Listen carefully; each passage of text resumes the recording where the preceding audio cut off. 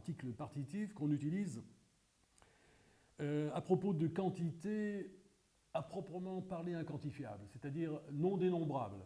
On dit de l'eau, on dit de la boue, on dit de la vase. Dans un autre cas, on va utiliser l'article partitif devant des noms qui désignent des entités abstraites.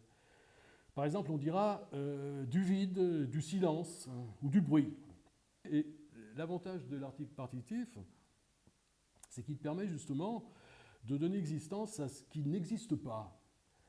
D'une certaine manière, c'est un jeu de mots que vous me permettrez, c'est un article qui permet de donner de la présence à l'absence.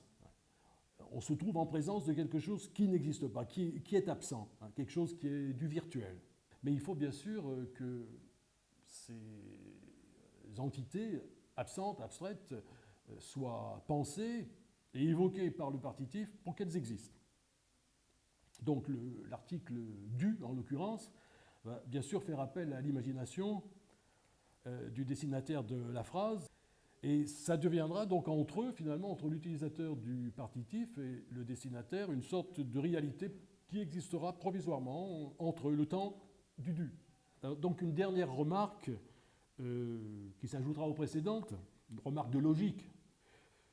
Il est tout à fait incorrect, bien sûr, d'utiliser l'article partitif devant des noms qui désignent des individus.